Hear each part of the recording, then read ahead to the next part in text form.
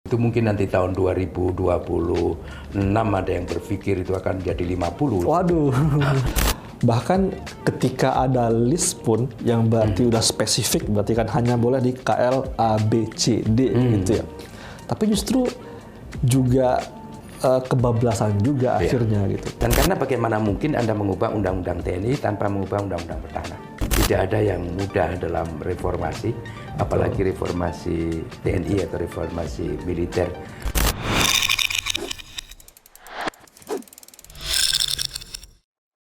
Oke, kita masuk ke sesi terakhir, sesi pembahasan masa sekarang. Karena tadi kita background story-nya kira-kira gimana sih dulu dinamika reformasi militer, karena sekarang juga akan berimbas seperti itu. Karena kebetulan saya juga sering nulis, Mas Kusnanto, soal isu-isu yang berkaitan dengan reformasi TNI, yang diantaranya Mas Kusnanto menjadi pemberi kata pengantarnya di buku saya. Terima kasih banyak untuk itu, Mas. Saya ingin ini, Mas, secara umum dulu, bagaimana Mas Kusnanto mengamati, karena di awal tadi disebut mengamati kan, mengamati kondisi reformasi militer sekarang ini, jika dibandingkan dengan pengalaman Mas Kusnanto di awal-awal reformasi dulu, pembahasan kemarin, apakah berbagai katakanlah stagnansi, kan banyak yang menyebut stagnansi atau regresi reformasi militer itu juga merupakan bagian dari katakanlah buntut dahulu yang belum selesai atau gimana, Mas? Iya, bisa jadi. Sebenarnya kan saya tidak yakin kalau sekarang reformasi TNI itu ada ya. Gimana tuh, Mas? Saya bahkan pernah mengatakan saya tidak tahu, saya agak lupa ya, tapi dikutip di salah satu media bahwa saya mengatakan bahwa reformasi TNI itu berakhir tahun 2004. Tapi memang kita punya definisi yang agak beda. Iya. Karena yang tadi itu berakhir di 2004 itu maksudnya ketika undang-undang TNI sudah lahir itu gitu, sebenarnya selesai. Terus tinggal pelaksanaannya saja, tapi tidak ada sesuatu yang dalam dalam pandangan saya, dalam konsepsi teoretikal saya bisa dianggap sebagai katakanlah reformasi, karena menurut saya reformasi itu harus sesuatu yang sangat fundamental ya, seperti tadi saya sebut misalnya undang-undang pertahanan itu mengakhiri fungsi kan kurang lebih begitu. Lalu undang-undang TNI itu menjadikan TNI yang profesional, itu kan fundamental. Nah, sejak tahun 2004 itu sebenarnya tidak ada lagi gagasan-gagasan yang cukup fundamental di lingkungan TNI dan Kementerian Pertahanan yang bisa dipandang sebagai reform. Kalau ada, itu sebenarnya hanya reform kelas derivatif lah ya. Jadi perubahan normal, misalnya saya tidak menyangkal kalau misalnya ada beberapa ketentuan-ketentuan baru yang baik di lingkungan TNI maupun regulasi internal lah itu ya. Regulasi internal, tapi saya tidak yakin kalau itu bisa disebut sebagai reform karena berinduk pada undang-undang TNI dan undang-undang pertahanan yang sekurang-kurangnya di mata saya problematik, kurang lebih begitu. Masih ada beberapa yang baik, misalnya tradisi untuk katakanlah mengeluarkan kebijakan umum pertahanan negara, kebijakan penyelenggaraan pertahanan negara dan sebagainya, kurang lebih begitu. Itu ada, itu berlanjut, tapi saya tidak terlalu yakin kalau itu cukup fundamental sehingga entitled untuk mendapatkan label reform, karena pada prinsipnya kerap kali itu hanya mengungkapkan semacam update atau adopsi pada beberapa perkembangan kontemporer, dan kerap kali itu menurut saya tidak terlalu tepat, bahkan akan mempersulit beberapa hal di masa yang akan datang. Kita bisa diskusikan lain kali. Siap. Kemudian yang ketiga ada juga perubahan organisasi dan seterusnya, kan kurang lebih begitu dibentuk. Yang penting-penting itu banyak gitu ya. Iya, betul. Tapi saya kira approach-nya itu lebih pada katakanlah perluasan organisasi. Jadi the logic of katakanlah military birokrasi itu, kalau mau reformis dibuat dulu organisasinya, baru kemudian akan diisi apa-apanya, kurang lebih begitu. Nah, mungkin karena saya berada dari luar TNI, saya mempunyai pikiran yang sebaliknya. Kita buat dulu need assessment ya, baru kemudian organisasi yang diperlukan kita bikin, kan kurang lebih begitu. Ada kerangkanya dulu. Ada kerangkanya dulu. Itu saya, tapi mungkin saya salah kan, karena karena saya bukan TNI ya, jadi tidak cukup paham apa yang sebenarnya dibutuhkan mungkin. Tapi logical thinking yang saya punya adalah need assessment berdasarkan pada entah namanya spektrum ancaman, lalu kemudian kapabilitas yang diperlukan dan seterusnya, lalu baru disusun macam-macamnya. Salah satu diantaranya adalah organisasi yang diperlukan, kurang lebih gitu. Nah di TNI yang kita dengar kan organisasinya yang kemudian diperlebarkan, kurang lebih begitu ya. Jadi ada tahun 2018 lah mulai peraturan presiden nomor sekian, sebelum itu ada peraturan presiden nomor sekian tahun 2016, lalu tahun 2020 dan seterusnya, yang kemudian dibuat organisasinya macam-macam itu. Nah kecurigaan itu tentu bisa salah, tapi saya cenderung melihat kalau dibuat organisasinya dulu itu maka kemudian ditempatin orang-orangnya dulu kan, kira-kira lebih begitu. Meskipun ada orangnya, tapi belum tentu ada kapabilitasnya, karena instrumennya belum ada. Ya, betul. Maksud saya peralatannya belum ada, human resources-nya yang menopang barangkali juga belum memadai. Nah, salah satu konsekuensi yang muncul dari segi itu adalah kemudian sejak saya kira 3 tahun terakhir ya, ketika orang berbicara tentang revisi Undang-Undang TNI, itu sebagian besar yang dibicarakan adalah perpanjangan usia pensiun. Ya, termasuk. Ya kan? Ya, diantaranya. Nah, itu salah satu hal saya kira yang menjadi salah satu konsekuensi. Saya tahu bahwa usia 58 itu masih cukup muda, artinya masih mempunyai kemampuan. Tapi saya tidak yakin kalau perpanjangan masa pensiun itu merupakan solusi. Jadi saya lebih percaya bisa melahirkan masalah baru malahan. Saya cenderung melihat itu sebagai masalah baru, dan ini saya kira merupakan salah satu hal yang menjadi perbincangan kali ini ketika kita membicarakan tentang undang-undang amandemen undang-undang TNI. Itu salah satu saja, karena ada beberapa isu penting yang lain, misalnya adalah tentang perluasan TNI untuk bisa bekerja di lingkungan jabatan sipil, di luar ya, di jabatan sipil.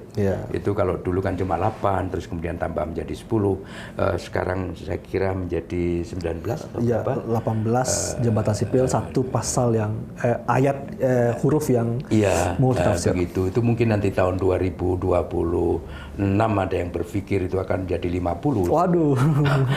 Karena begini, karena rumusan itu beranjak dari prinsip yang keliru menurut saya. Gimana tuh Mas? Maksudnya? Nah, karena logika sekarang menjadi banyak itu kan karena banyak institusi-institusi sipil yang juga dibuat atau diciptakan dalam beberapa tahun terakhir, katakanlah yang disebut di dalam undang-undang itu kan ada kantor staf presiden yang baru ada tahun 2015. Ada pasca tahun 2004. Terus kemudian ada macam-macam Bakamla segala macam dan seterusnya itu. Nah, saya kan juga berpikir jangan-jangan di kelak kemudian hari ada juga dong kantor yang bisa dibentuk, karena kalau menurut Undang-Undang Kementerian Negara kan presiden bisa membentuk apa saja yang dia mau. Maka ini kemudian sebenarnya kembali lagi pada katakanlah kegagalan dalam perusahaan Undang-Undang TNI yang dulu itu tidak pakai list itu. Undang-Undang TNI atau pertahanan itu tidak pakai list. Keinginan beberapa orang, saya diantaranya, itu simpel saja. Satu, bahwa TNI memang bisa untuk bekerja di lingkungan non-militer atau di lingkungan sipil. Tapi tidak ada daftarnya. Nah, terus yang diinginkan, tapi kan kemudian di undang-undang ada ya. Ada. Yang diinginkan oleh beberapa orang, termasuk saya, adalah dibuat kategorisasi bolehnya itu ketika seperti apa. Misalnya satu, tidak boleh melemahkan kekuatan tugas-tugas pokok TNI sendiri. Kan susah dong mau membantu orang lain tapi dirinya kedodoran, kan kurang lebih begitu. Syarat kedua, tidak memperlemah kapasitas sipil. Artinya ini nanti akan memberi kewajiban bagi kapasitas instansi sipil untuk meningkatkan kemampuannya supaya katakanlah pelibatan dukungan TNI dalam konteks itu tidak seumur hidup. Tapi hanya ya katakanlah 5 tahun atau berapa tahun setelah itu bisa diisi, kurang lebih. Ketiga adalah harus berdasarkan pada permintaan dari kalangan KL sipil. terkait, ya. Jadi betul sekali seperti yang seingat saya beberapa hari yang lalu disampaikan oleh Jenderal Agung Gumelar, saya kira ya, dalam mengkomentari amandemen Undang-Undang TNI itu. Jadi TNI itu dikaryakan atau dipekerjakan di lingkungan sipil itu salah menurut beliau. Agung Gumelar, itu harus berdasarkan pada pemerintahan sipil. Nah, itu yang kemudian ditulis di undang-undang. Nah, tentu saja ada persyaratan keempat selain 1, 2, 3 yang tadi sudah saya sebut, yaitu harus melalui proses resmi. Artinya proses resmi itu kan sekarang ada proses seperti melalui beberapa ujian yang diselenggarakan oleh Pansel untuk jabatan tertentu dan sebagainya itu. Tapi ini Mas, dengan persyaratan tadi, dengan pengaturan yang ada sekarang, ada list-list jabatan itu, tetap saja persyaratan tadi itu kalau misalnya nggak ada list ya, tapi menggunakan referensi persyaratan tadi, dampaknya relatif sama. Misalnya soal kapasitas militernya. Karena kan ini ada satu soal yang tidak pernah dibicarakan dalam waktu 24 tahun terakhir. Waduh. Dan itu kelemahan kita. Yaitu asumsinya itu kan begini. Post authoritarian state atau post military state itu mau tidak mau memang harus mengurangi kemampuan dan ruang gerak tentara. Betul kan? Iya, di wilayah tapi pada saat non-tentara yang sama itu harus ada peningkatan kapasitas sipil. Ya, sepakat. Nah, ini yang nggak cukup berkembang kan di Indonesia. Menurut saya agak kurang itu. Malah itu kan harus beriringan, berarti militer juga meningkat, betul. Sipil juga meningkat. Tapi kan beberapa tahun terakhir kendalanya itu satu, ini semacam infiltrasi militer ya, bahwa kalau kita cek beberapa argumentasi dari kalangan militer soal revisi itu karena kompetensi dan kapasitas dari militer yang itu justru dimanfaatkan untuk menempatkan jabatan-jabatan sipil tadi gitu. Meskipun sipil juga clear juga ketika mereka meminta militer itu pada jabatan-jabatan yang di luar konteks pertahanan lah kira-kira gitu. Tapi maksudnya kepemilikan kompetensi dan kapasitas tadi itu oleh militer termasuk itu pemanfaatannya bukan untuk penguatan pada aspek pertahanannya, tapi manfaatkan untuk jabatan sipil tadi gitu. Nah, itu ya nggak boleh dong. Nah, makanya yang membuat need assessment kan harus sipil kan? Iya. Terus berdasarkan need assessment itu kemudian muncul katakanlah capability requirement kan, kurang lebih begitu. Sehingga sipilnya yang kemudian minta kepada personel militer, kepimpinan TNI bahwa perwira dengan karakteristik seperti ini yang kita butuhkan, misalnya begitu. Dan lebih dari itu tetap melalui prosedur, kan permintaan yang di sini. Karena salah satu konsekuensi negatif ya dari proses yang selama ini terjadi dengan katakanlah TNI ada di kalangan sipil itu ada dua. Satu adalah karena sebenarnya Panglima TNI kan masih memiliki akses sebagai pembina untuk mereka, kurang lebih kan. Jadi ini saya kira benar atau tidak tapi menimbulkan konsekuensi kecurigaan di kalangan sipil bahwa itu merupakan bagian dari intervensi atau infiltrasi TNI ke kalangan sipil karena Panglima tidak melepaskan kontrolnya kepada perwira yang ada di luaran. Ya. Kemudian yang kedua adalah kadang-kadang itu hanya untuk loncatan, untuk mendapatkan bintang 1, nanti beberapa bulan naik menjadi bintang 2 dan seterusnya. Nah, kalau itu terjadi, maka ini menimbulkan kerugian di dua tempat sekaligus. Di TNI akan kehilangan seseorang yang sebenarnya cukup mumpuni, tapi belum cukup masa waktu untuk bisa dinaikkan. Di lingkungan sipilnya itu juga rugi karena orang yang baik, tapi kemudian pergi hanya dalam waktu 2-3 bulan. Dan kemudian digantikan oleh orang yang barangkali kurang mempunyai kemampuan untuk waktu yang lama. Ini kan sama dengan saya kebetulan membaca cerita kemarin itu, anekdot lah di salah satu contoh ketika seorang pelawak menjadi presiden. itu akan menimbulkan kerugian di 2 tempat sekaligus. Satu, karena dia akan jadi presiden yang kurang capable, misalnya begitu. Jadi rugi kan jabatan presidennya. Kemudian dunia hiburan, komediannya juga rugi karena pelawak yang hebat ternyata kemudian ketika menjadi presiden tidak lagi melawak. Oh, ini banyak di menjelang 2024 nih. Enggak, itu tadi sebenarnya kan karena ini koran barat ya. Betul. Itu isinya tentang Zelensky sebenarnya. Tapi saya tidak tahu apakah ada di Indonesia soal itu kan, kurang lebih begitu ya. Oke, saya sebenarnya tertarik dengan yang tadi itu Mas, soal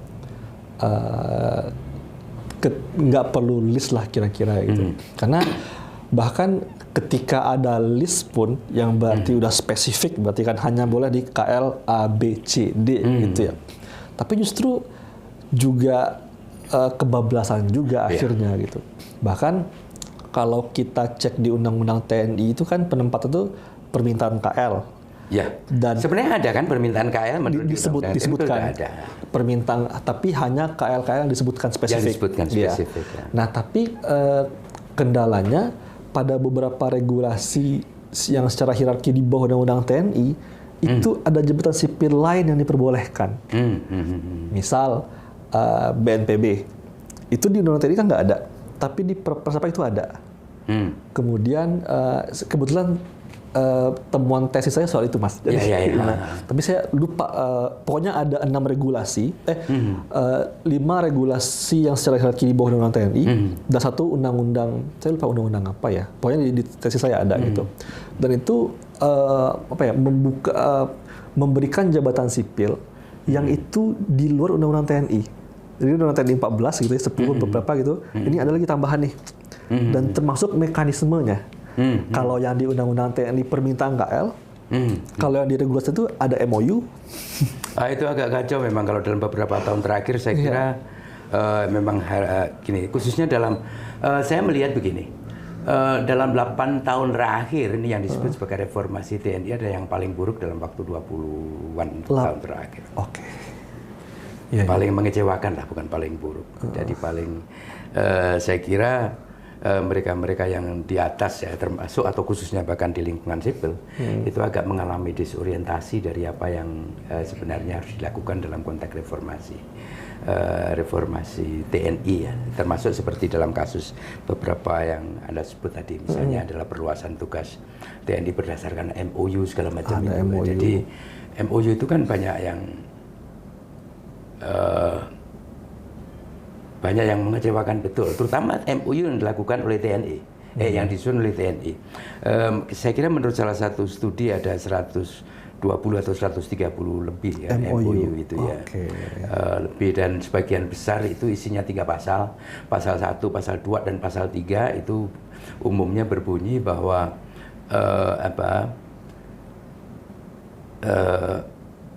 biaya datang dari pihak yang itu. Jadi itu saya kira merupakan degradasi dari peran TNI kepada sipil.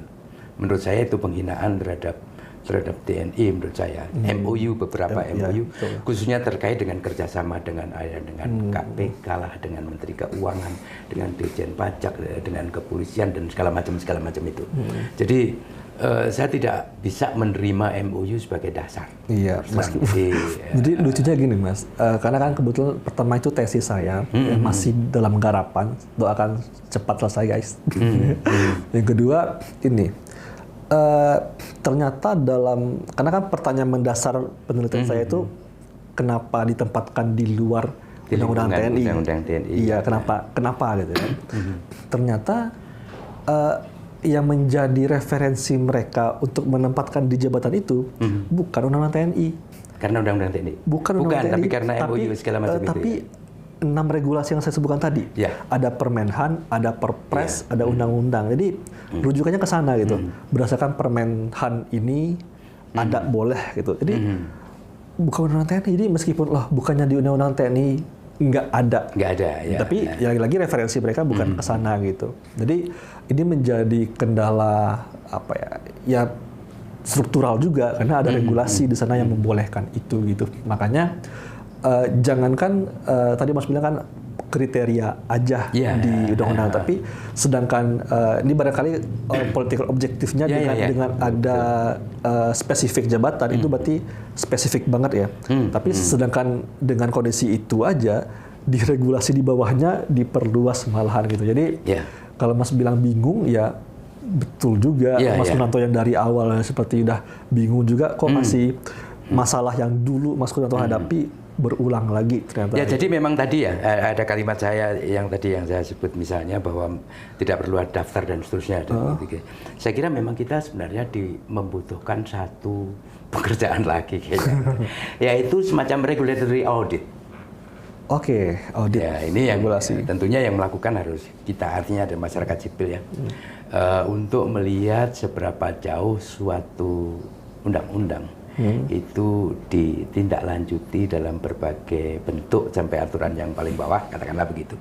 Dan yang kemudian sampai seberapa dia konsisten dengan ketentuan perundang-undangan, kira-kira begitu. Sehingga pada akhirnya nanti akan muncul semacam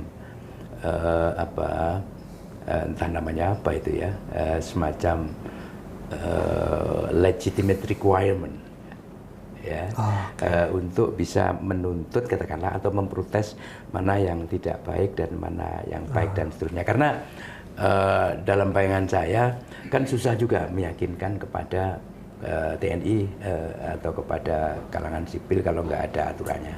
Apalagi kecenderungan di dalam 10 tahun terakhir ini kan orang lebih banyak berbicara tentang legalitas meskipun sebenarnya bukan legalisme. Jadi yang penting ada MOU-nya, meskipun kita tahu MOU sebenarnya bukan sesuatu yang cukup legitimate untuk menjadi kerangka legal, kan kurang lebih begitu. Tapi MOU penting dalam hal tertentu, khususnya untuk transparansi, misalnya gitu. Tapi transparansi di bidang tertentu, katakanlah itu tadi, sebenarnya bukan merupakan sesuatu yang kita perlukan, betul kan, kurang lebih begitu ya. Jadi inilah ruwetnya itu. Maka sebenarnya keruwetan itu bermuara pada saya tidak suka amandemen Undang-Undang TNI yang sekarang. Oh, yang terbaru ini ya? Saya lebih suka kita berhenti aja lah untuk berbicara tentang revisi Undang-Undang TNI. Sejumlah alasan, karena bagaimana mungkin Anda mengubah Undang-Undang TNI tanpa mengubah Undang-Undang Pertahanan?